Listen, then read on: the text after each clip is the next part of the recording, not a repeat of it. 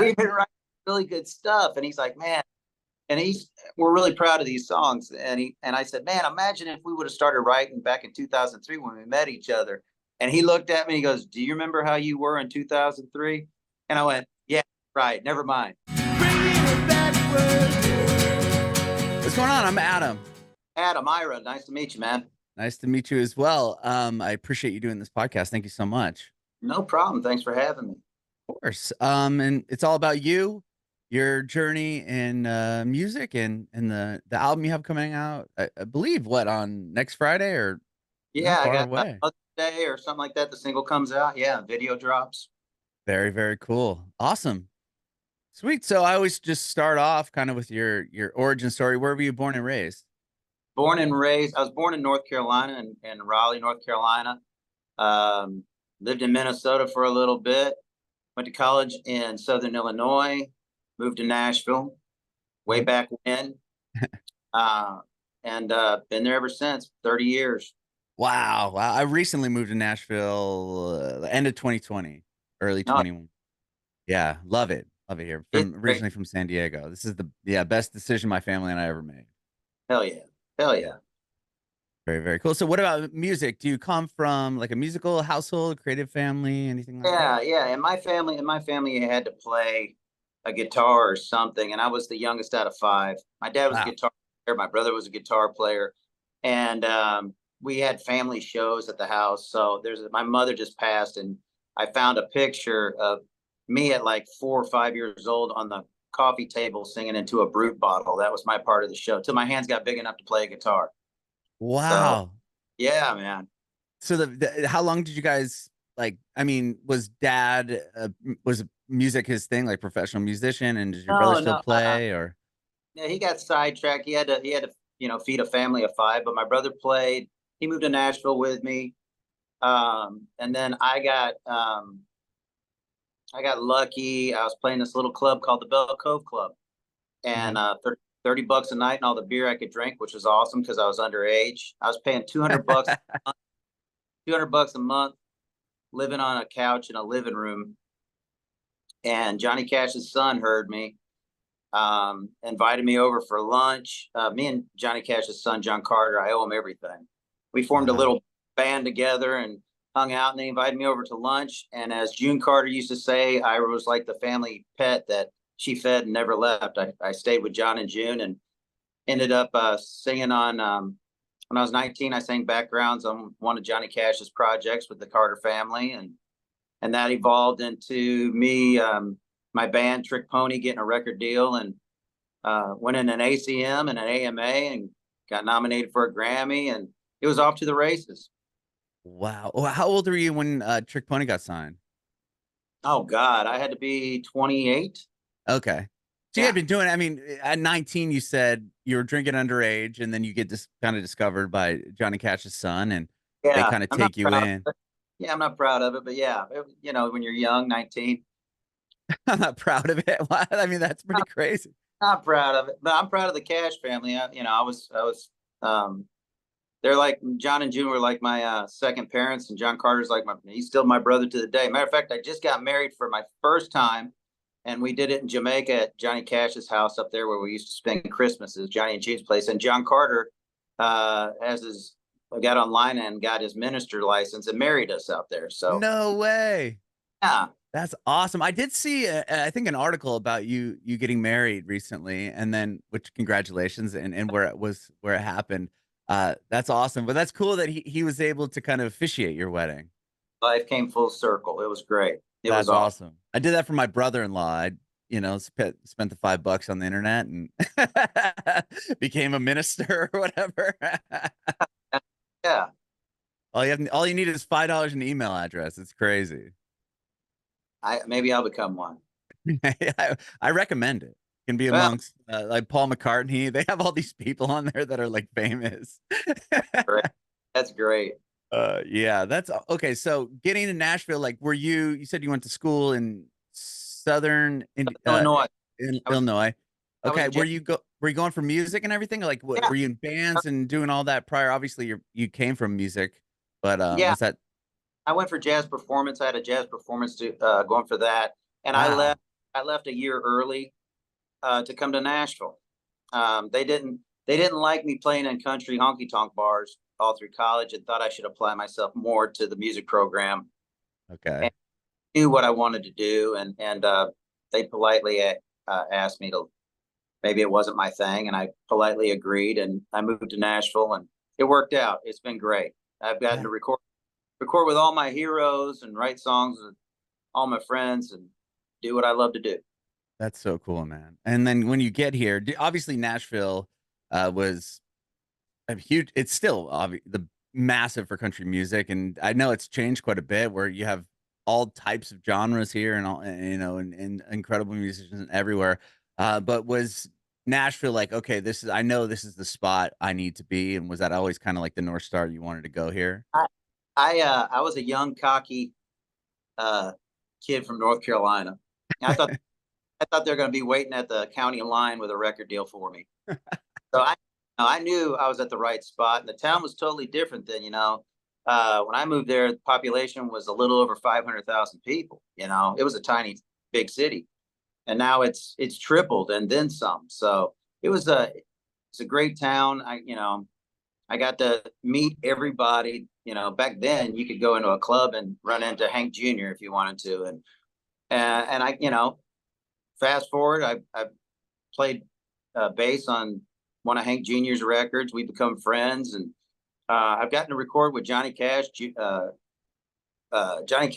Chris Christopherson, Waylon Jennings, Willie Nelson, Emmylou Harris, and then become friends further on with the next generation. Me and Jamie Johnson write all the time, and Gary Allen, and Montgomery Gentry, and Ronnie Dunn, and I've been able to record with all my friends, and I kind of folded that into when I got called to do this record. I was writing for everybody else, but Mhm.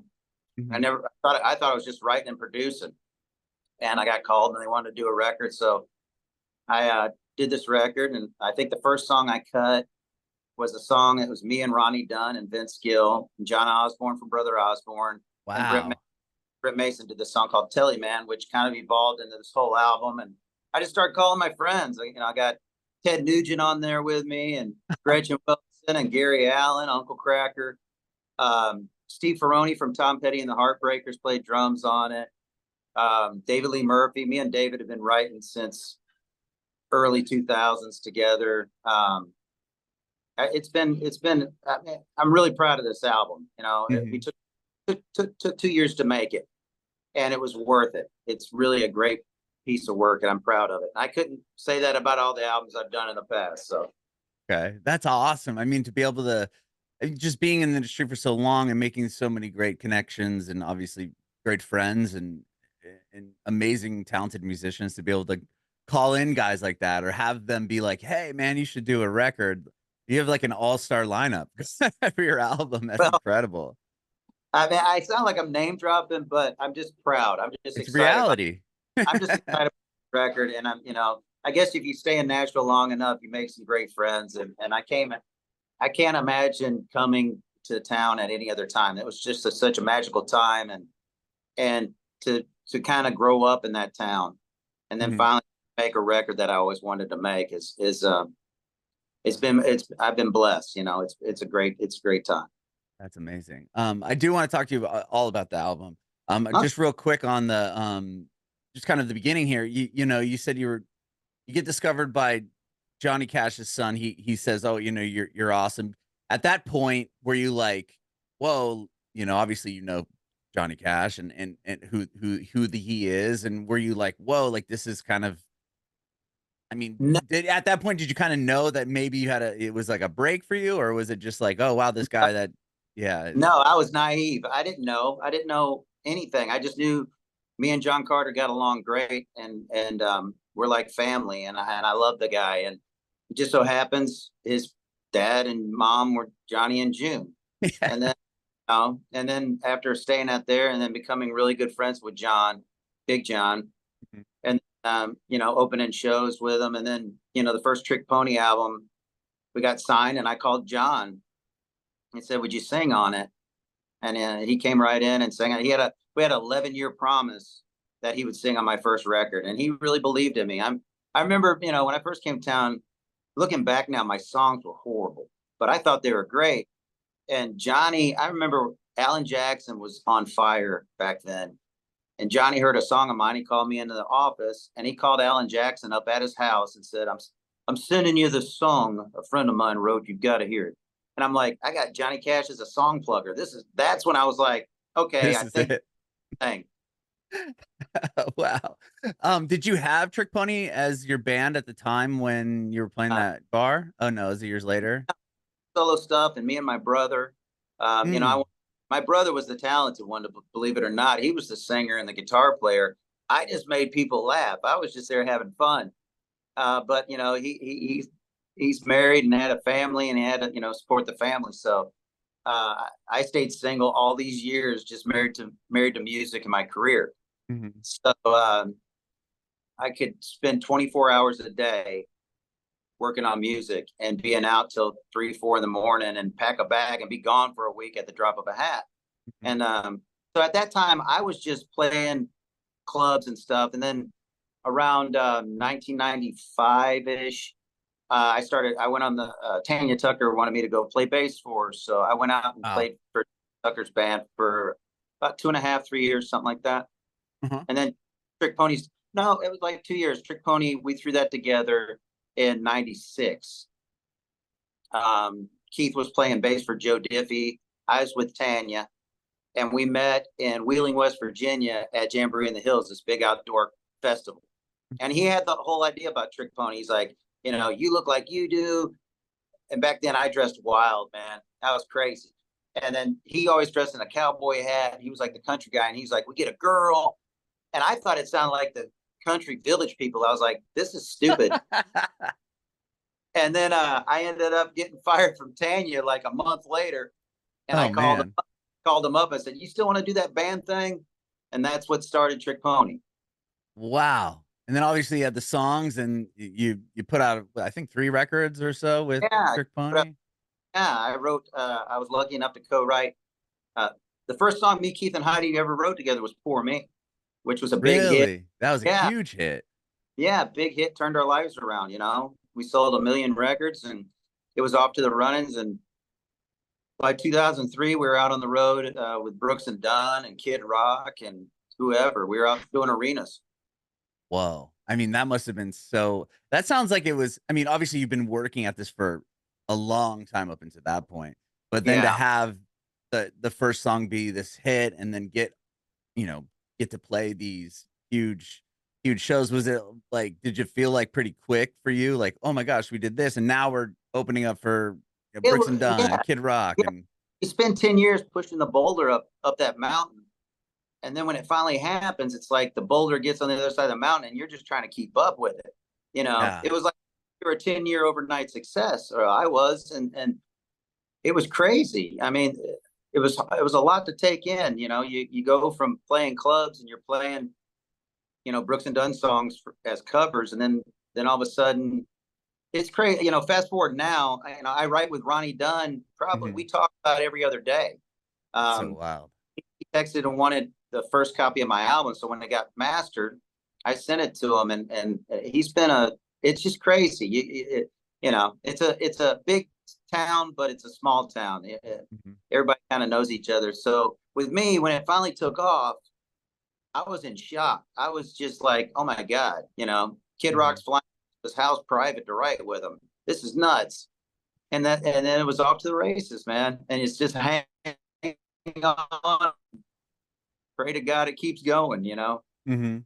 Mhm. Wow, wow. And then so after the band, because Trick Pony, what you guys kinda disbanded what, mid-2000s or mid between Like like 2010 or 2000, earlier? 2006, Heidi, at the end of 2006, Heidi left for a solo deal. The end of 2007, you know, we got a new lead singer, but at the end of 2007, my father passed away suddenly, Oh, man. and it tore me up. Me and my dad were really tight, and I bought him the house across the street from mine in Nashville, so we'd always be close. Oh, And man, that's uh, awesome. he passed away without any notice, and I found him, and I didn't want to play music no more. I remember going into the management office and I said, I don't know what I'm going to do, but there's nothing to manage here. It really tore me up. It took a lot of years to get over it. And I'm, yeah, you know, I can't even still not, imagine. still not over it, but I learned to fall in love with music again. I remember when that happened, Eddie Montgomery from Montgomery Gentry called me and he said, I got a little farm out there in Nashville, and he says, you need to get off the farm and come to the house in Kentucky and write. And I didn't want to, I was in a dark place, and you can't say no to Eddie Montgomery. He took me out to his house and we wrote. And I remember one of the first songs we wrote during that period was One in Every Crowd, which was a big hit for them. Mm-hmm. It was number one in one chart, number 5, I think, in Billboard. So it still counts as a number 1 to me. Oh yeah. But that was during that dark period. We wrote a bunch of songs and we cried and drank a lot of whiskey, and he helped get me over that. And I'll never forget that. Wow. I mean, so was that the point that you kind of got back playing? Like, did you stop for a chunk of time between that? I stopped the road, and I kind of just, to be honest with you, I climbed in a whiskey bottle, to be honest with you. Yeah. But I've been sober now 12 years. I came out the other grateful. I'm grateful to God and my friends that stuck with me. But That's awesome. I'm also sober and I'm into the program and stuff. So I wanted to ask you about that, but then I also didn't want to pry. But because this isn't a sobriety podcast, but I love when I talk to people that have it. I'm like, I know exactly, where what it all leads to in trying to get out the other side. Yeah, and it was hard, but I had some really good friends. And what's funny is all my friends aren't sober, but I'll be damned if they didn't like jump in and help me, Mm-hmm. It's cool how that works, right? You think like you're gonna quit drinking and then you're gonna lose everybody, and Yeah. or that people are gonna. I know for me in the beginning, it was like, hey, do you think you can come out? Like, I know, I'm like, no, man. Like, if I didn't feel comfortable, I wouldn't go. But it's one of those things where, for me, it was people in the beginning were kind of like, on eggshells a bit, like, oh, can we still invite him to do this? And it's like, of course, man. Like, I'm still the same person. I'm just trying to get my shit together. Yeah, trying to like not get arrested. Right. I don't need to break out in handcuffs today. Yeah. So I had a really good support team. It took a lot of tries, I'll tell you that. I'd go a week and fall off, and I'd go a year and fall off, and I go, but it stuck. Something happened. It stuck, and things started turning around. I mean, I started getting songs cut. People were cutting my songs again, and Gary Allen and Rascal Flatts, and the list goes on and on. I was writing with Ronnie Dunn the other day, and name drop. And but you're not, man. This is reality again. we've been writing really good stuff, and he's like, man, and we're really proud of these songs. And I said, man, imagine if we would have started writing back in 2003 when we met each other. And he looked at me and he goes, do you remember how you were in 2003? And I went, yeah, right. Never mind. Probably wouldn't be sitting here together anymore. No, I don't think he would hang out with me. That's funny. I heard a story about, I recently moved here. I lived in south of Nashville, like Williams County area. And somebody told me that I think Don or Brooks, I can't remember, had a kid at high school around here, and they were in the band, and they let them use their tour bus to go to different competitions around Nashville and stuff. I always thought that, like, I can't imagine like this high school rolling up in like Brooks and Dunn's tour bus to like take on some other high school's band. I wish I would have started out that way instead of bringing before Trick Pony got signed. We'd take a van and trailer, and we made a joke because they would joke and say Ira's only in the band because he knows how to work on the van, and break down. And I carried rollerblades on the in the van, and when it would break down, I put my rollerblades on, and I would rollerblade down the interstate to the next exit, buy an alternator or spark plugs or a battery, and rollerblade back, climb under it, fix everything, and we go down the road. Oh my gosh, I can't imagine seeing Ira Dean on on rollerblades down the side of like 65. I was tired of nobody picks me up when I hitchhike. I knew better. I'm gonna bring some Uh, roll. yeah, and that's also very it doesn't take up too much space. Like if you throw a bike in there. Now, just rollerblade it down the side of the interstate with a Uh, car battery and a alternator. That's hilarious. So when do you decide like, you know, it sounded like somebody called you or people were kind of telling you, hey man, you know, you should do a record. Like how long ago did you kind of get because before were you just you've been writing with other people and for other people for Yeah, a lot of yeah, years.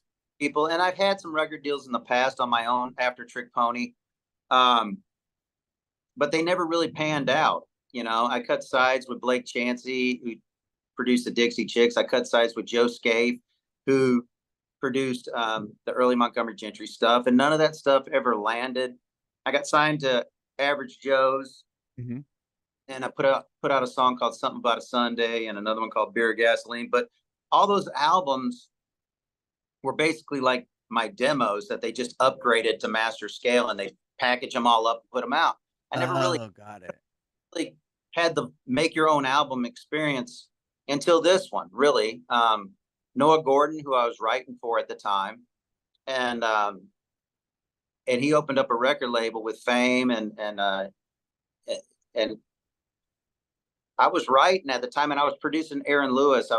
I co-produced Aaron Lewis's last two albums. Really? Yeah, Wow. I co-wrote "Am I the Only One" with Aaron and Jeffrey Steele. I wrote 5 on that record, and then I co-wrote 5 on the Hill record, the new album that just dropped. I Huh. was in the middle of the tail. We had just released "Am I the Only One," and it debuted at #1. One of only 9 songs to ever do that since 1958. No And way. yeah, and it's crazy. And then it just blew up and got a mind of its own. But Noah came to me and he's like, "Have you ever thought about doing another album?" And he goes, "I don't think you've ever had a real legitimate shot on your own." And he goes, and I think you need to do that. And I thought about it, and I said, "Okay, when do you want to, what's the next step?" And he goes, "Where do you want to record?" And I said, "Well, I've never recorded at Fame down in Muscle Shoals, and I always wanted to because I'm a huge Leonard Skinner fan, and I'm a huge, all those great acts that I love so much. That was part of the Muscle Shoals sound." And he's like, "Well, how's a month?" And I was like, "Whoa, whoa, whoa. I've been writing for, at that time I was camped up with Ronnie Dunn and Gary Allen." I said, "I've been writing Ronnie Dunn and Gary Allen songs for like the last 6 months. I haven't written anything for me." And he says, "Well, start camping up and writing for you." And so I camped up with the writers that I love, that I've had a career with, David Lee Murphy, um, Dave Turnbull, Chris Wallen, Jeffrey Steele. I hope I'm not leaving anybody out. But we just started writing for me, which was kind of weird because I hadn't done that in a long time. Mhm. And all of a sudden, these songs started pouring out. And I wanted, and if I was going to do a record, I wanted to do something with my friends, the guys that stuck with me. And so that's what I did. The first song that we cut, I remember we cut it, and I was playing it for Ronnie Dunn, and he's like, and it had John Osborne on it, and Vince Gill, and he's like, "Why didn't you ask me to sing on this thing?" And I was like, "Because I know you're busy." And he's like, "I want to sing the second verse and the second chorus." And he was the one who did that. And I was like, "Really?" And he was like, "Send me the files." So I did, and he sang on it, sent it back. Oh, wow. Yeah, and then that's what kind of, I was writing with Gary the following week. I said, "Gary, I'm doing this record. I can't believe I'm doing another album. You want to do one with me?" Heck yeah. So we wrote a song with Jeffrey Steele, and we went in there called "I Got Roads," which is the title track of the album. Mhm. Um, and it just kind of kept going like that. Then it was "Call Uncle Cracker, see what he's doing." Me and him used to get hammered together. I said, He's "Man, great. I got a song I'd love for you to sing on." He, he said, "Say when." I said, "How about tomorrow? I'll be in the studio." He came by, and it's it was a humbling experience to see um, just how many of my friends wanted to be part of it. Hmm. Wow. You said, and I'm curious about this because you talk about, writing with all these other folks, and then it was time to write your album, you still pull together some of the people that you write with a lot, right? How does that change? Like, do you go into it when you start the song, just is it, you bring it to them and say, "Hey, this is the idea I have," or like, how No, does that change up at all when it comes to writing for your own, this well, album? well, to me, all the best songs that I've ever written were very personal to the artist. I mean, you sit there and find out what they're going through in their life at that moment, and Mhm. you write what's going on. You write the song that's in the room. And I was always busy writing other people's lives. You know, there are some songs I just make up out of thin air that don't have any personal connection. Mhm. But on my record, I wanted to write stuff that I could relate to, it was truthful. I have gone, like yourself, we walked through fire, and thank God we came out the other side before we killed ourselves. 100%. And I wanted to write songs about redemption, but I also wanted to write about, where I am now, Mhm. but where I was. There's a great drinking song on there called "One to Hank" that Paul and I sang it with Uncle Cracker, and it's about, how tore up did we get last night on a scale from one to Hank, and and and that was our thing. So I wanted to write real personal things, and just because I'm sober now doesn't mean I can't tap into the 30-year-old me when I was completely out of my mind. And Right. so I wrote about being, you put yourself in that moment and write those songs. And so all these songs have a personal um, meaning to me, even though some of them I don't do that kind of stuff no more. Mhm. Uh, but that guy's, I got horns. They just haven't grown out in a while. And Yeah, yeah. Shaved him right, down. but there's songs, I wrote a song. My wife, I'd never been married till I met my wife a year. I met her 5 years ago, but we got married February 10th. And she's so funny. I write these songs, and I came home, and there's like a song with blue eyes in it, and she's like, I got brown eyes. You can sing about brown eyes. I was like, well, the person I'm writing with's girlfriend has blue eyes, so. And she goes, when are you going to write me a song? And so for our wedding, I surprised her with a song called Everything. And Wow.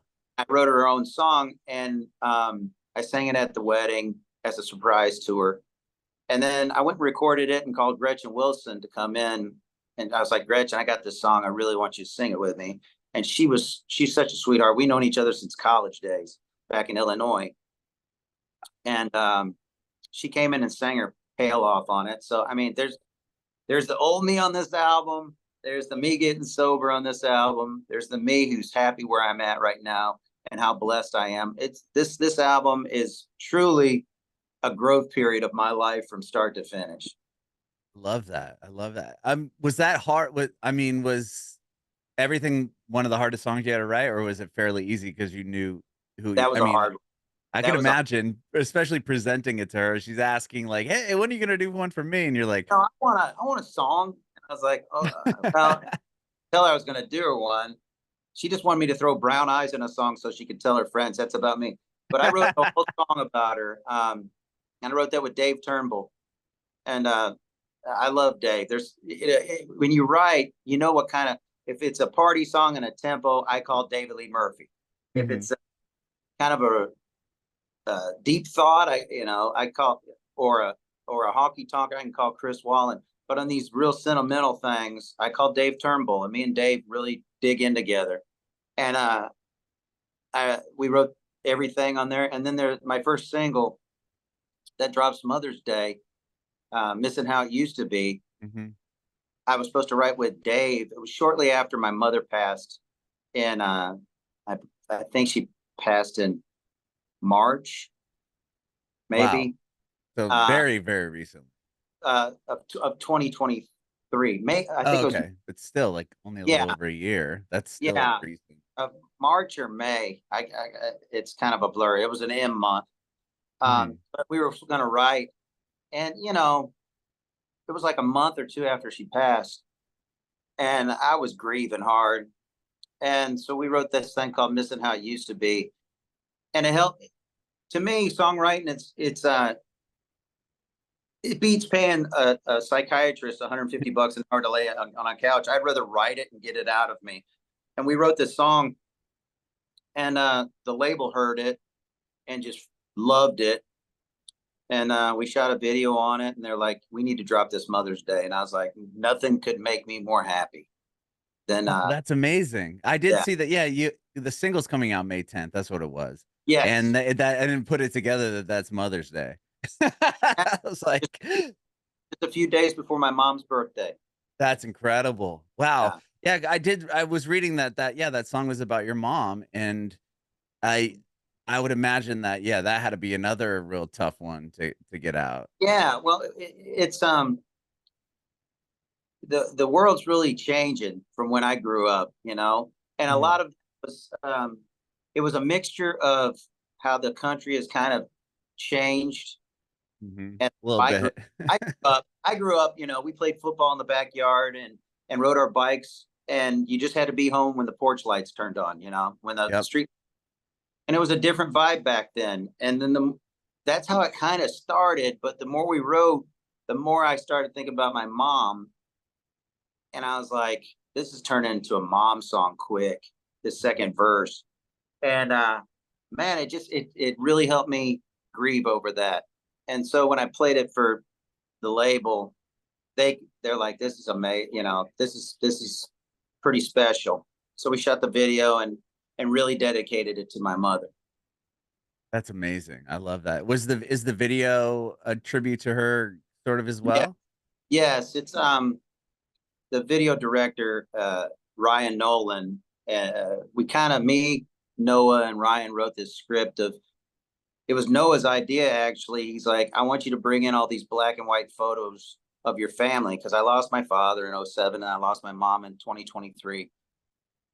And I want you to bring all these black and white photos in, and we're going to look at these photos. And this guy, Ryan, is really a genius of computer. He can take a black and white photo and then make the person in the photo come to life and move. Oh, wow, cool. Yeah, like a So After Effects my type thing. dad, That's awesome. pictures of my dad, like in 1955 when he broke his leg.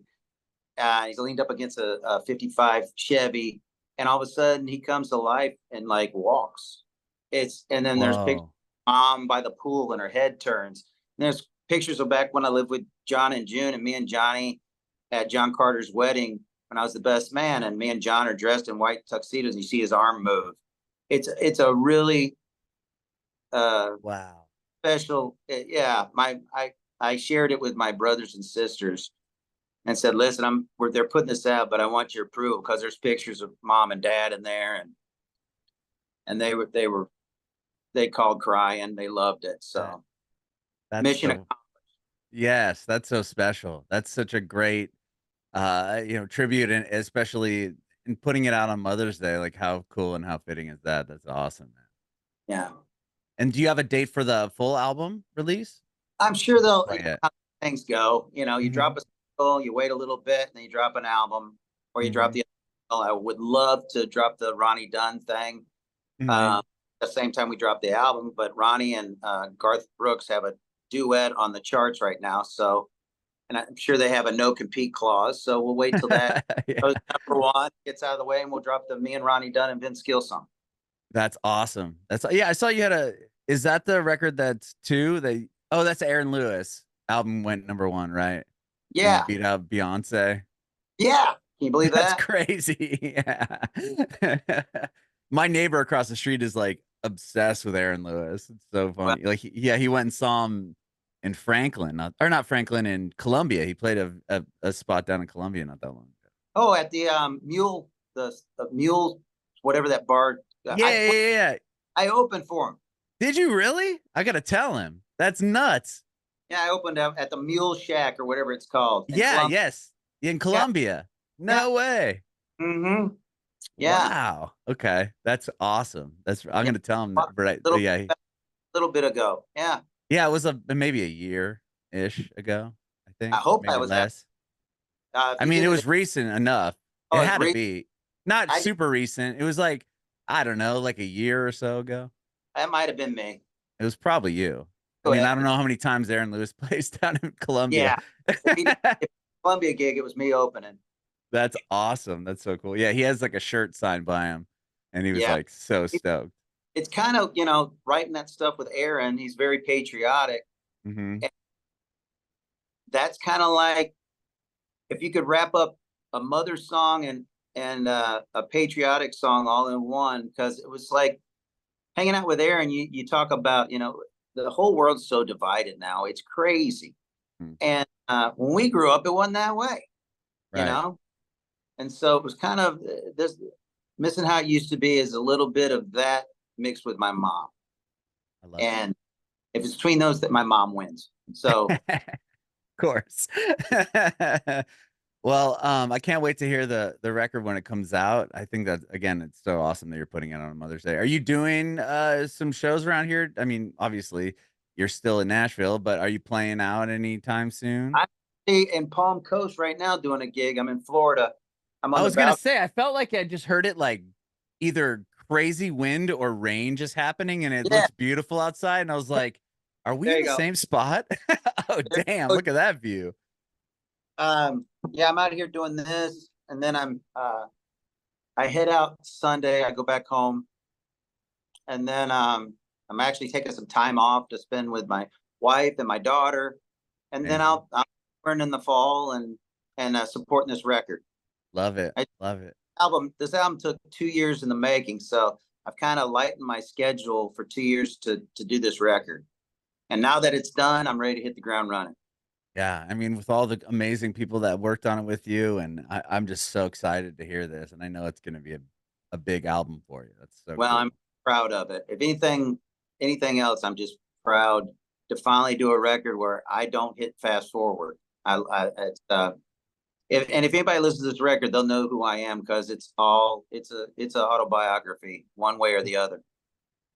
Love it, man. Well, I appreciate you doing this today, Ira. Thank you so much, man. I mean, Thank you so I know much, you have man. better things to do, like hang out at that beach that in that beautiful weather. I'm gonna go hit the gym.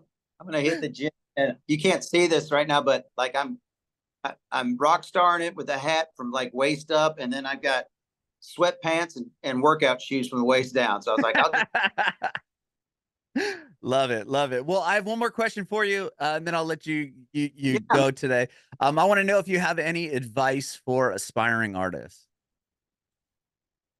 Well, the way when I came up, it's totally different than it is now. I mean, you have so much social media and to drive your music out there. Um, I would say you're gonna you're gonna get some no's. You're gonna get a lot of no's. I was turned down by every Trick Tony was turned down by every major label probably 3 times.